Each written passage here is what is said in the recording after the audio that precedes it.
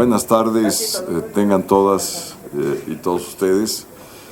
En primer lugar, quisiera comentar la reunión que acaba de sostener la Junta de Coordinación Política con varios integrantes de nuestro Tribunal Constitucional Electoral, incluyendo al magistrado presidente Reyes Rodríguez, que estuvieron aquí por un par de horas y tuve ya la oportunidad de platicar sobre los resultados de la reunión, que fueron sumamente satisfactorios. En primer lugar, porque se abre un diálogo entre dos instituciones de autonomía constitucional. En segundo lugar, porque es un diálogo que ya fructificó.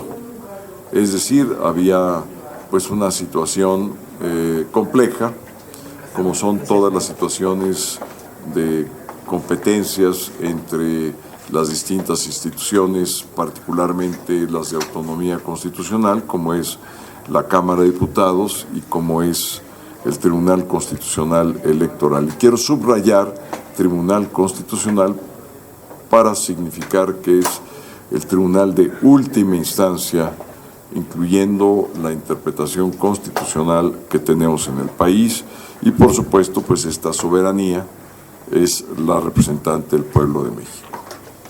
Muy satisfactorio ha sido el comunicado que se expidió por parte de la Presidencia de la Junta de Coordinación Política. Ahora sabemos, y a mí me da mucho gusto escuchar y sobre todo haber sido ya informado por las dos fuentes, tanto por el Tribunal como por la Junta, de que la recomendación que se formula al comité es de que la quinteta de la presidencia del INE que viene, es decir, del Consejo General que se integrará a partir de estos nombramientos, tendrá que ser del género femenino.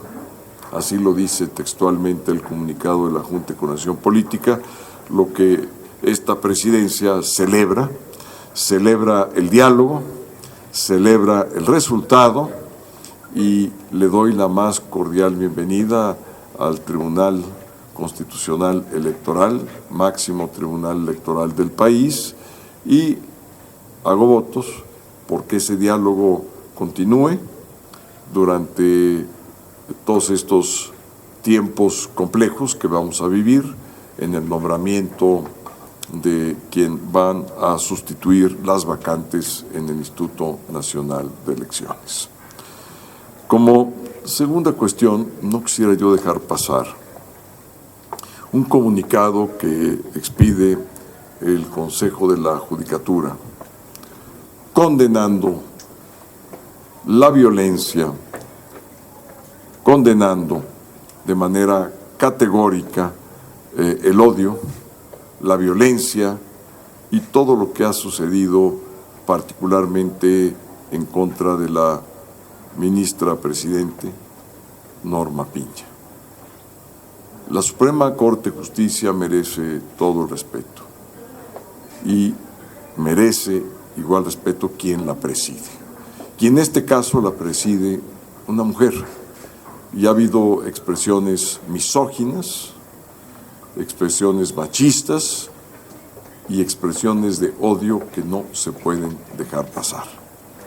No se pueden dejar pasar para ningún titular de un poder del Estado mexicano. No se pueden dejar pasar, particularmente para que alguien que acaba de llegar al cargo, como la ministra Piña, y que tiene todo el derecho, absolutamente todo el derecho, de reafirmar la independencia y la autonomía de la Suprema Corte de Justicia y con ello la autonomía y la independencia de todas y todos los magistrados y jueces del país. Por eso ha habido estas expresiones que yo celebro. Infortunadamente se suscitan ante un hecho muy negativo, reprobable, de violencia y odio, pero que por otra parte trae como consecuencia la reafirmación de la autonomía e independencia de la judicatura mexicana.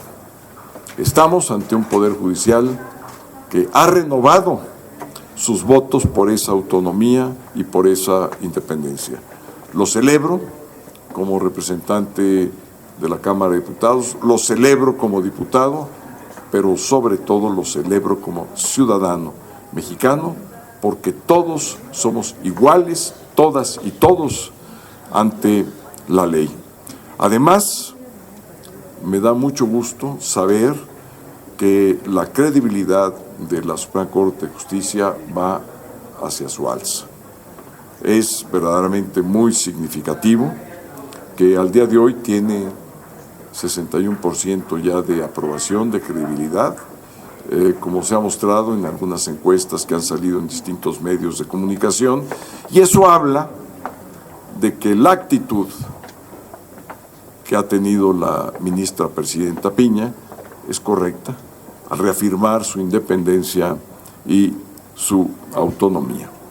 Finalmente, no quiero dejar pasar todo esto que ha sucedido, los desencuentros que se han tenido entre el secretario Blinken, el secretario de Relaciones Exteriores, el presidente de la República y particularmente las expresiones de algunos congresistas estadounidenses.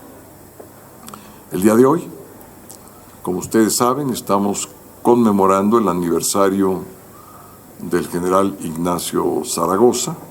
Hubo una efeméride de ello que se expuso en el Pleno por parte de la Presidencia, y quiero yo leer y subrayar y hacer un comentario sobre lo que está ocurriendo en las relaciones entre México y Estados Unidos.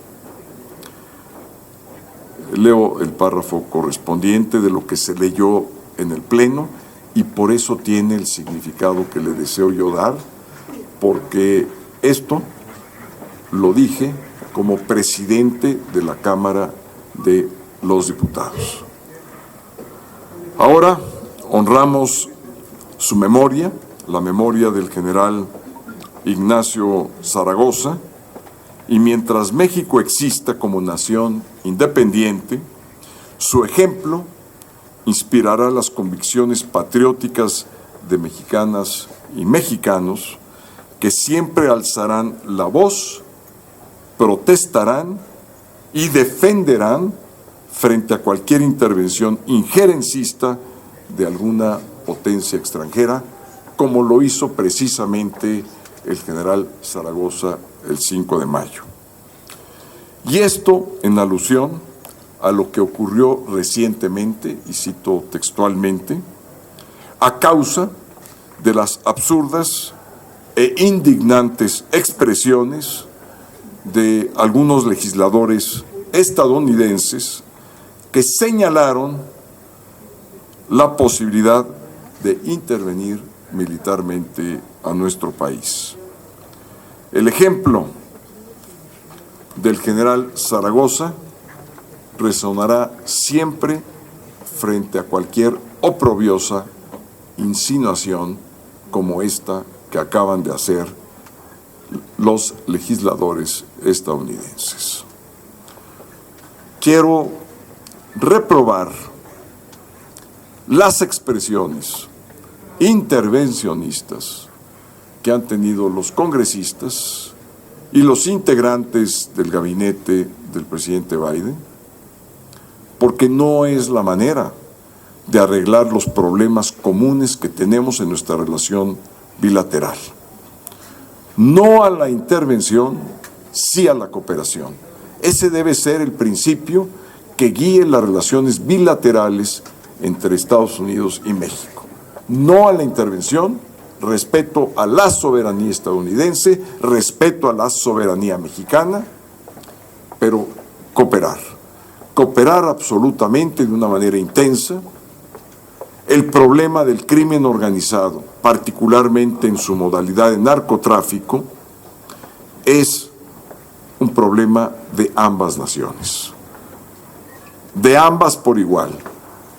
Aquí se acribillan a balazos y al día de hoy tenemos 140,000 homicidios violentos para ser exactos, 149,000 homicidios violentos al día de hoy, precisamente por la violencia que en buena medida se debe al crimen organizado.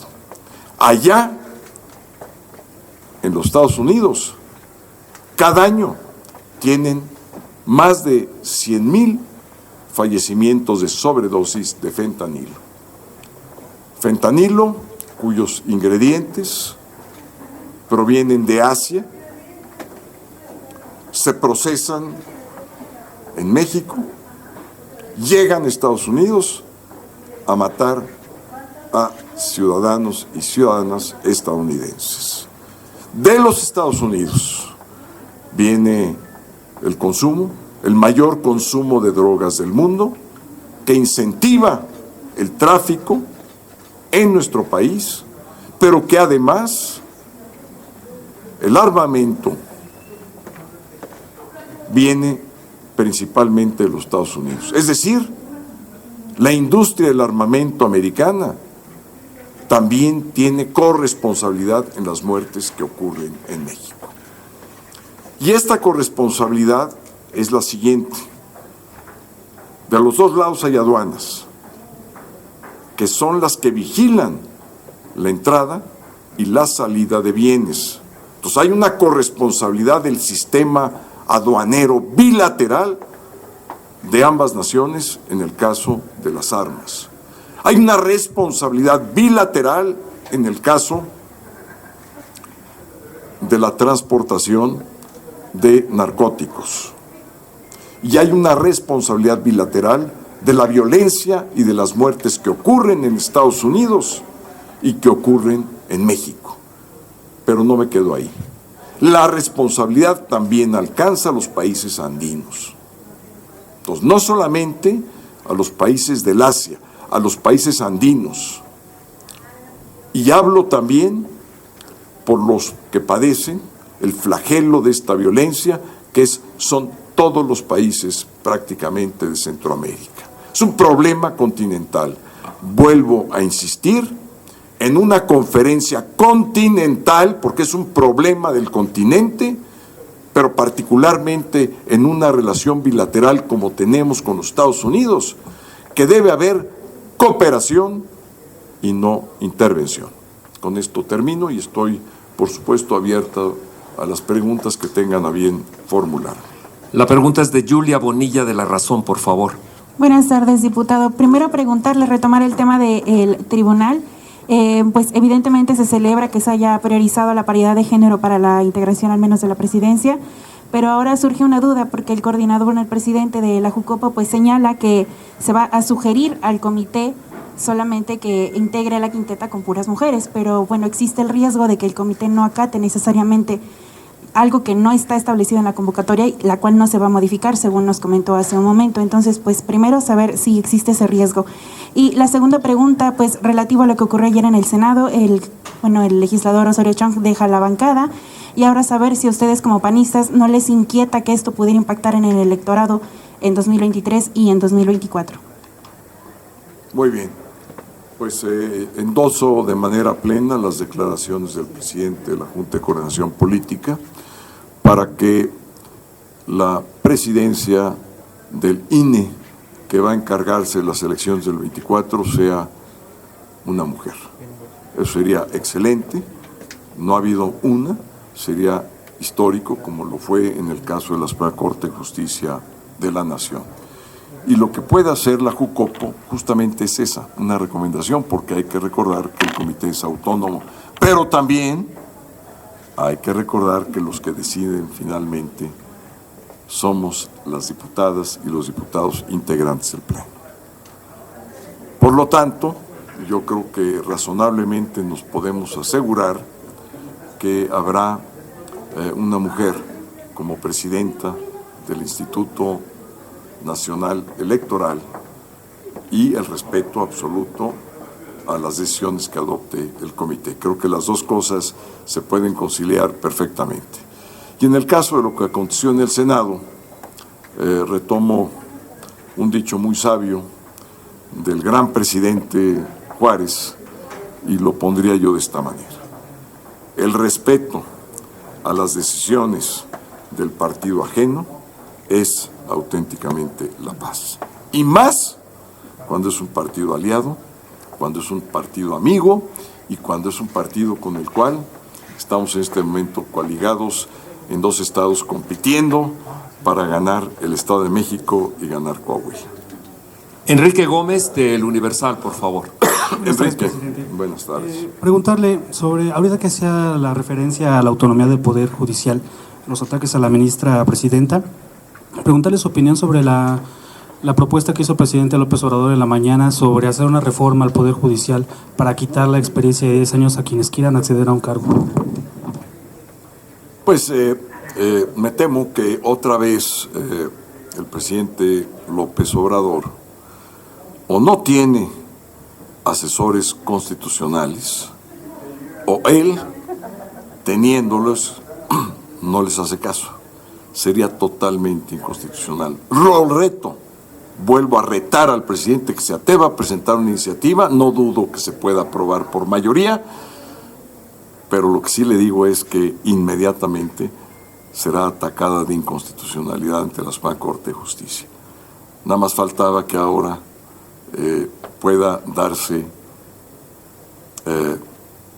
una prohibición de esa naturaleza.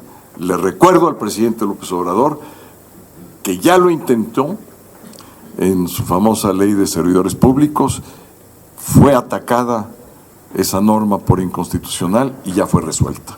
Que le informen y que de cuando en cuando, en sus fines de semana, allá en su rancho, que alguien le pase una constitución al día y que la lea, simplemente que la lea y que relea los 136 artículos que tiene nuestra Constitución. No son difíciles, son de lectura muy sencilla, y que lea particularmente los artículos referidos a los derechos humanos y a la libre profesión, y que nadie puede ser impedido del ejercicio de su libre profesión. Maru Rojas, Grupo Fórmula, por favor. Doña Maru. ¿Cómo está, presidente? También bien. Estamos con la duda de si no queda como sí el mandato o sí el acatar el que sea una mujer la presidenta del INE en esta quinteta dorada. Lo manejan como sugerencia tanto en el comunicado como en las declaraciones que han dado los coordinadores. Pero si esta sugerencia al comité, un comité que ha sido muy poco accesible para los medios de comunicación, que ha sido muy estricto en seguir a pie puntillas todo lo que fue mandatado por el tribunal, ahora acepte una sugerencia y no el mandato de un tribunal, y si esto no da pie también a pensar que solo se está beneficiando a una persona o a una candidata a consejera presidenta del INE. Yo creo que se puede conciliar la idea de respetar la autonomía del comité y decirle, te sugiero esto. Pero también hay que recordar que finalmente quienes deciden quién va a ser la presidenta es la soberanía de la Cámara de Diputados. Esa es nuestra facultad. Y si esto además ya lo expresaron en conjunto todos los coordinadores parlamentarios, con el aval de sus grupos, ¿qué es lo que va a suceder cuando llegue aquí una quinteta? Si viene esa quinteta con algunos varones o hombres, pues ¿qué es lo que va a pasar? Se va a votar por las mujeres. Ahora bien, esto siempre y cuando, hay que decirlo, si es que se llega a un consenso. Yo espero que prospere la política y no que prospere la tómbola. Entonces haremos todo lo posible porque no exista ningún sesgo de entrada con respecto de alguna de las candidatas. Por de pronto yo creo que vamos por buen camino. ¿Y por qué lo creo? Primero, ha habido diálogo con el Tribunal Electoral, lo cual es muy bueno. Segundo, porque ya nos pusimos de acuerdo en que la quinteta de la cual va a salir el futuro presidente en este caso, va a ser mujer, y eso es perfectamente de nuestra absoluta competencia, y que hubo una recomendación avalada por todos los coordinadores parlamentarios. Entonces, eso es y debe ser una buena noticia.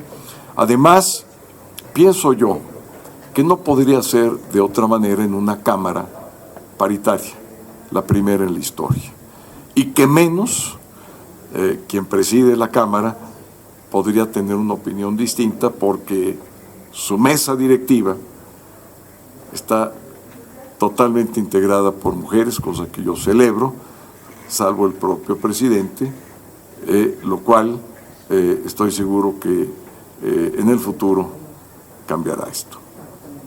Margarita Nicolás, del Sistema Raza, por favor. Gracias, buenas Doña tardes. Margarita, muy buenas tardes. Don Santiago.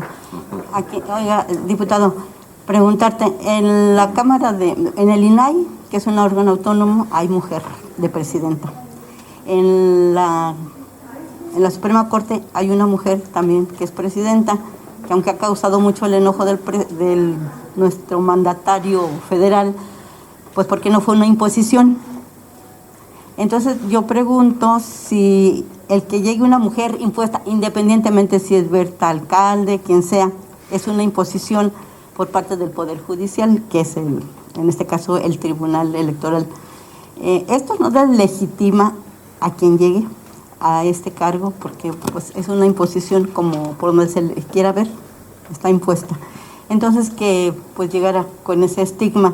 Y la segunda es que hay el riesgo de que pudieran seguir escalando los dimes y diretes entre México y Estados Unidos relacionados con la cuestión de derechos humanos, el tráfico de drogas, cuando pues ya aquí varias veces has expuesto que Estados Unidos pues también tiene bastante responsabilidad en esto, porque ellos nunca dan datos de cuánto ganan, cuánto se benefician sus carteles, porque seguramente hay carteles allá también, que cuánto se benefician en dinero, y no solamente es eso, también es la trata y sobre todo las armas que las venden y luego se asustan.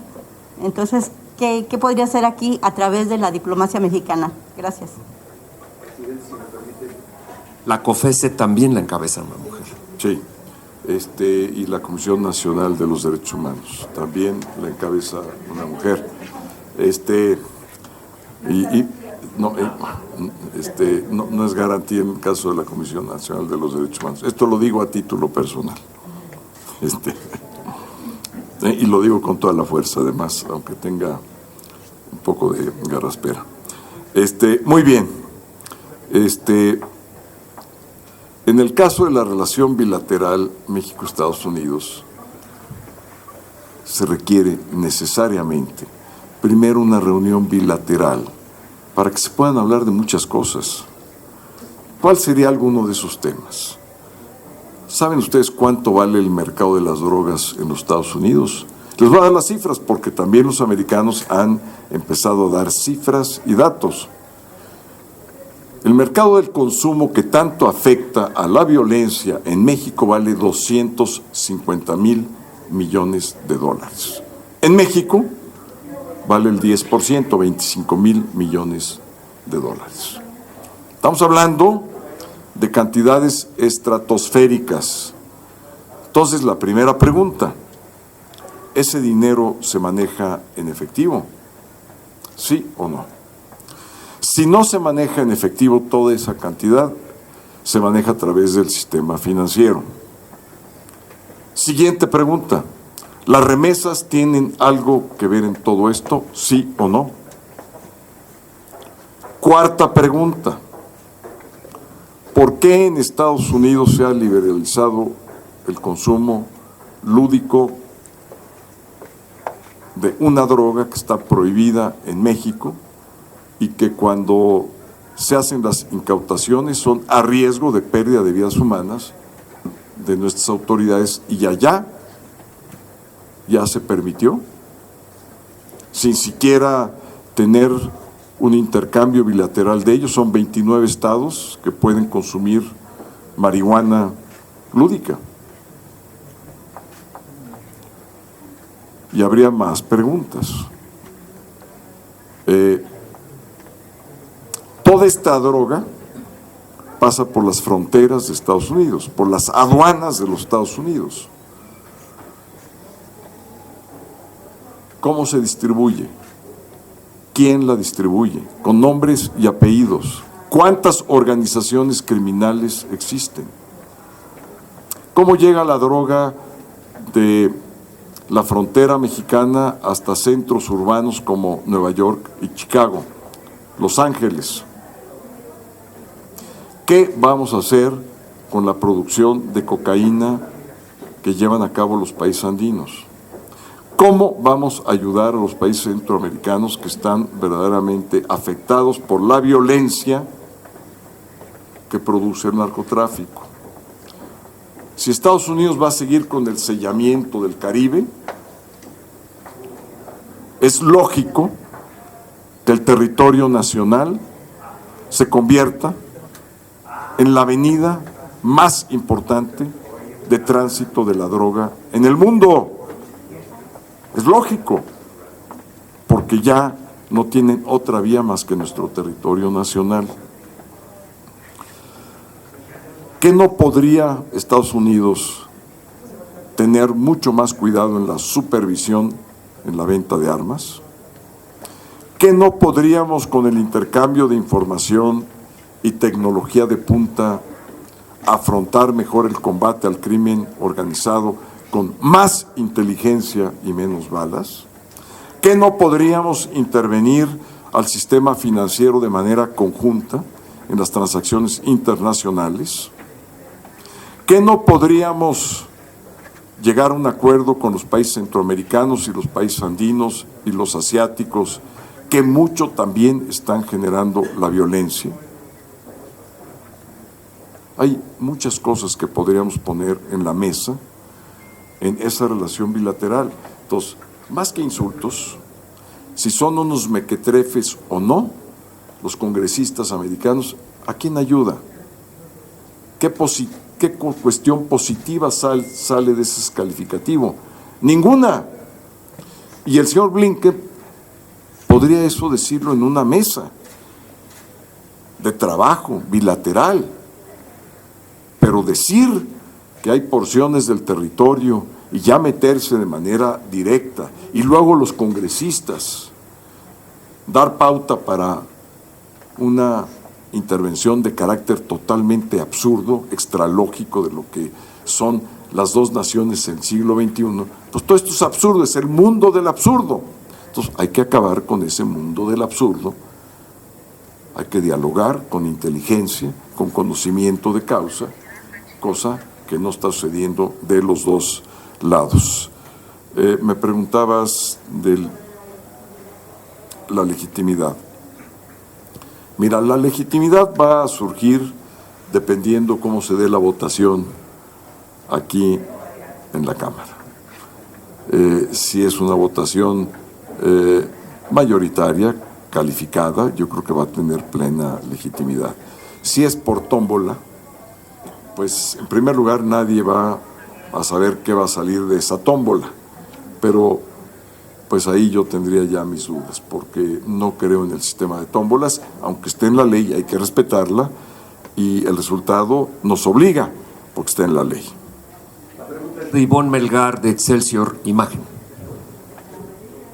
Buenas tardes, presidente. Continuando con la situación tensa entre Estados Unidos y México, veo que usted coincide con el presidente y con el gobierno en que más colaboración, no la intervención, y el diagnóstico sobre las armas. Pero le preguntaría, ¿este intervencionismo que ahora usted también condena, se está dando porque son intervencionistas per se o porque se está administrando mal? ¿Qué es lo que está pasando? ¿Por qué se ha escalado de esta manera? ¿Y qué tanto vino el secretario de Gobernación hace poco? Hoy se empiezan a presentar iniciativas en materia de seguridad. Lo ha hecho también el coordinador Moreira, hablando del peligro del crimen organizado en elecciones. ¿Qué tanto todavía el Congreso puede hacer algo en la materia o es cuestión solo de Cancillería y Palacio? A ver, por disposición constitucional, ¿quién lleva las relaciones exteriores de este país? es el presidente de la República, artículo 89, fracción 10ª. Entonces, él es el responsable de conducir esas relaciones, lo hace a través del secretario de Relaciones Exteriores, de la Secretaría, de nuestros embajadores y cónsules. Nosotros podemos opinar, tenemos la libertad de opinar, pero la responsabilidad es del titular del Ejecutivo, exclusivamente de él. Y efectivamente, hay que estar en contra de cualquier intervención, pero hay que estar a favor de cualquier tipo de cooperación que respete nuestras leyes y que respeten sus leyes. Pero hay un margen muy amplio para poder cooperar. Quiero reiterarles, luego dicen que alabanza en voz propia resulta un vituperio, pero quiero recordarles que nosotros, en la época de Fox, pudimos tener una disminución de casi el 30% de la violencia en el país y que en buena medida se debió a la buena cooperación respetando las soberanías de ambos países. Sé de lo que hablo, he estado en esa mesa en la Casa Blanca con el secretario de Estado, con la jefa de la Casa Blanca, que era Condoleezza Rice, con el secretario de Homeland Security, de nuestro lado con el secretario de Relaciones Exteriores, con el secretario de la Defensa y de Marina de aquella época. Sé de ese diálogo y sé de lo que se puede lograr con ese diálogo conducido por un camino positivo. Son épocas distintas, sí lo son circunstancias diferentes, sí lo son, pero yo creo que el principio de la colaboración es un principio fundamental. ¿Y cuál es ese principio que está atrás de la cooperación, que es algo fundamental, sin el cual no puede existir una cooperación real? Se llama confianza. Confianza. Tenerse confianza. Y la confianza, les recuerdo, que se logra a base de muchos actos en un tiempo y se pierde por un solo acto en un segundo. Entonces es algo muy serio el hecho de que estemos en una situación de insultos tras insultos, lo que nos indica primero que no hay confianza. Segundo, que hay una situación de enorme tensión.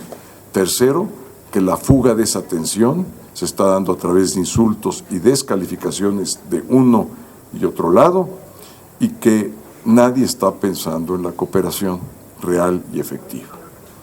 Entonces, hay que buscar las bases. Hay muchos diplomáticos de carrera en México que conocen perfectamente la relación bilateral, que pueden establecer inmediatamente los contactos necesarios con los estadounidenses y ellos con nosotros para poder sacar adelante ese camino de confianza y eventualmente de cooperación. Finalmente pregunta Claudia Salazar de Reforma, y si me permiten un dato de esta conferencia de prensa, presidente, de 6 preguntas que se plantearon, 5 de reporteras, señor. Eso, muy bien, vamos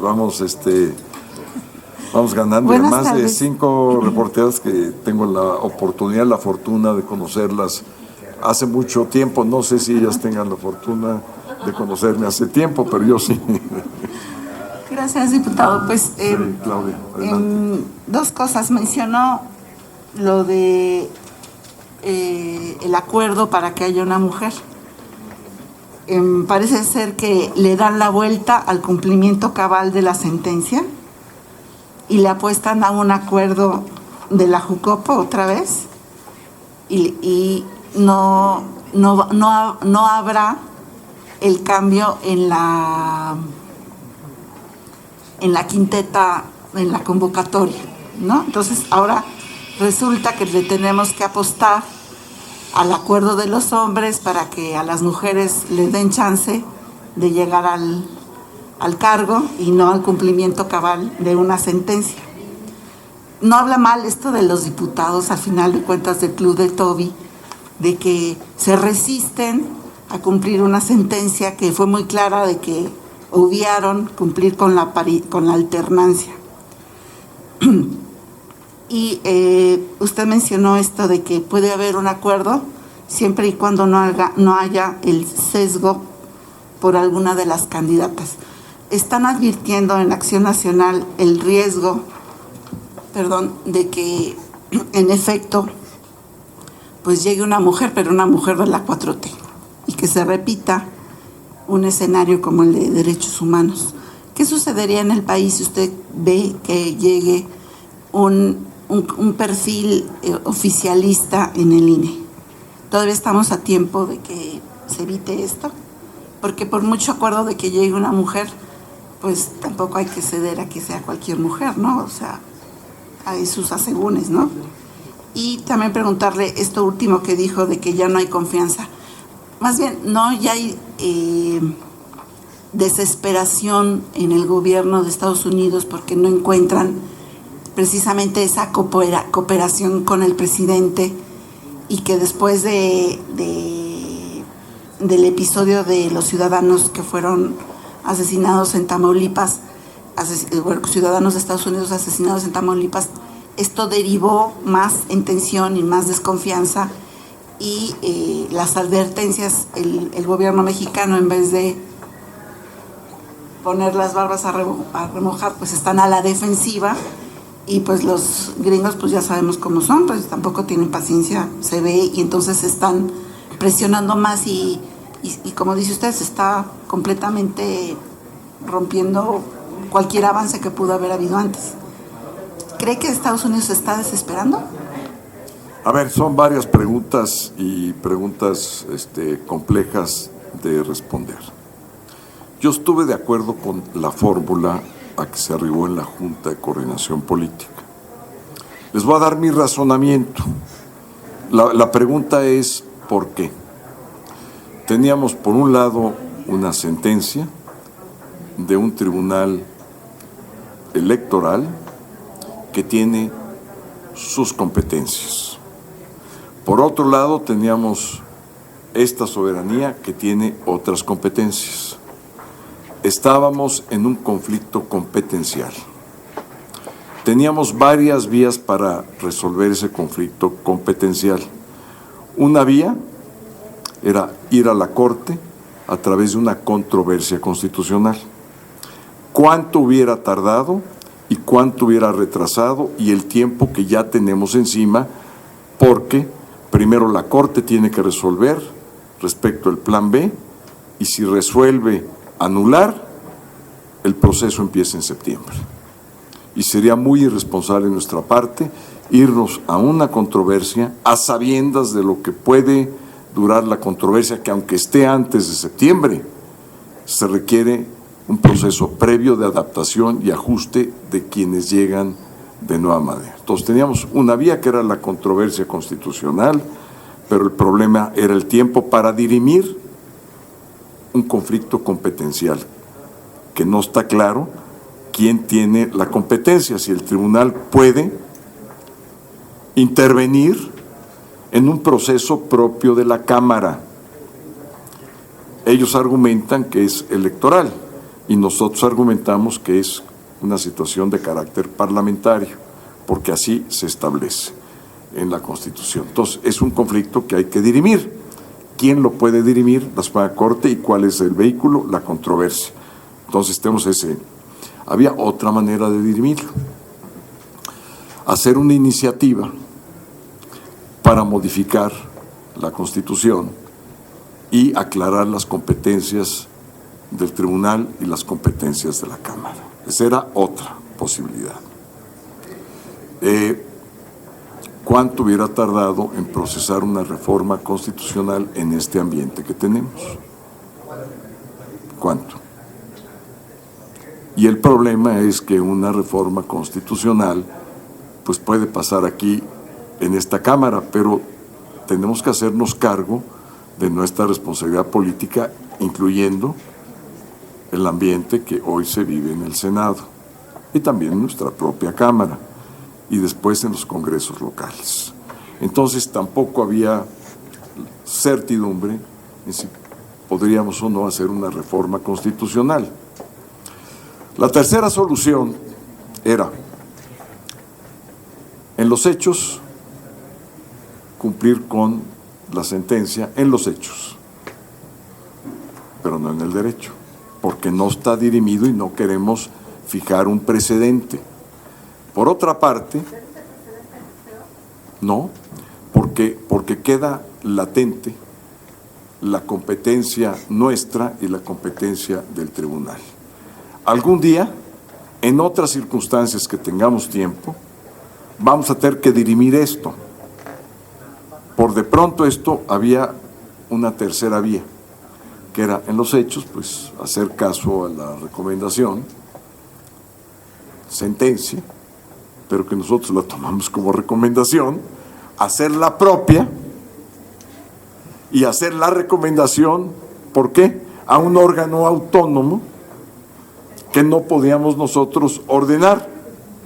Y el órgano autónomo tendría que hacer caso a nuestra recomendación, producto de la recomendación en los hechos del tribunal, y si hace caso el comité, entonces nosotros tenemos que hacer ya la valoración propia en el Pleno, que ahí sí no hay cuestionamiento, que es competencia propia nuestra. Entonces, ¿por qué digo que yo celebro y que me parece una salida razonable? Primero, porque las competencias quedaron intocadas, pero en el fondo, como no era un tema de género, aquí lo dije una y otra vez, no era el tema de género, era el tema competencial. Entonces, se arregló el problema de género y el problema competencial sigue latente. Nadie cedió, ni la Junta de Coordinación Política, que es la encargada de construir los consensos, y por eso la entrevista con los integrantes del tribunal se dio en la Junta.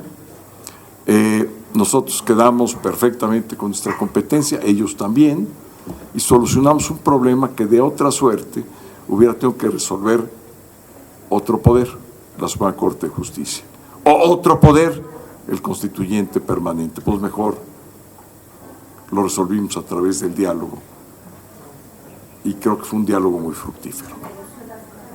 ¿Perdón? ¿Se negoció? No, ellos quedan con su sentencia firme. Bueno, ellos quedan con su sentencia firme, con su competencia firme. Nadie está ahorita cuestionando eso, ya no. Ellos tampoco están cuestionando la competencia de la Cámara, y el conflicto lo tratamos de resolver de esa manera. ¿Había otras maneras? Pues probablemente sí, pero si las hubiéramos querido hacer para resolver ya de una manera definitiva esta competencia, pues lo hubiéramos dejado a la Corte o lo hubiéramos dejado al constituyente permanente. No había otro camino. Y creo que el resultado va a ser bueno.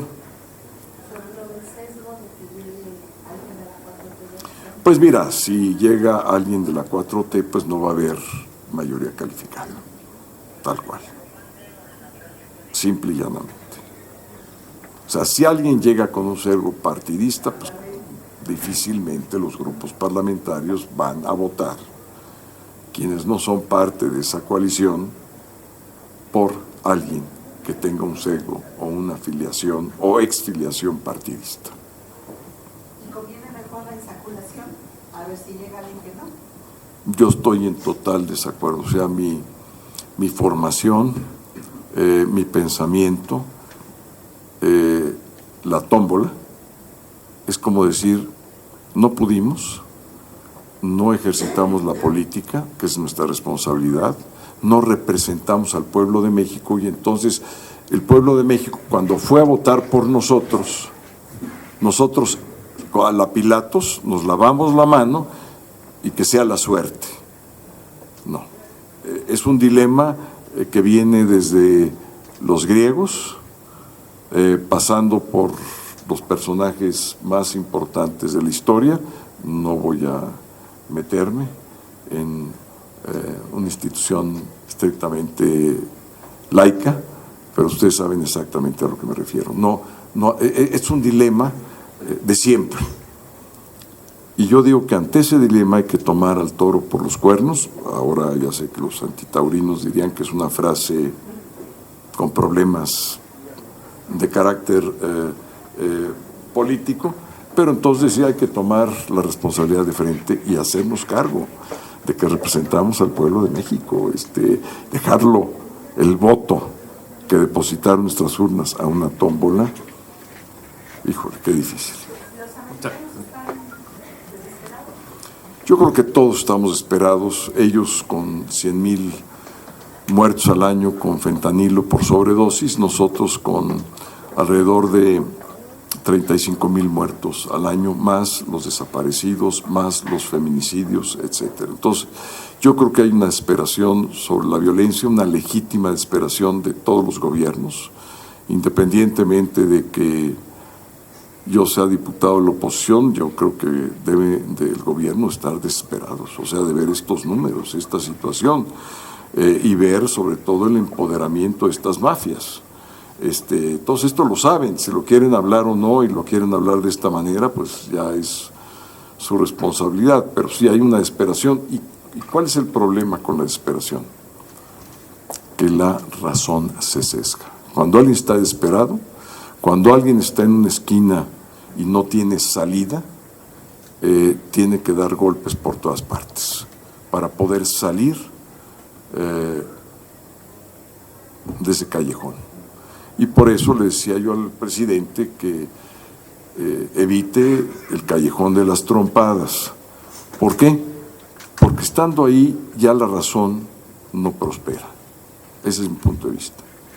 Compañeros, muchas gracias. Buenas tardes. Presidente, muchas Buen gracias. fin de semana, que descansen, la pasen bien y cuídense mucho.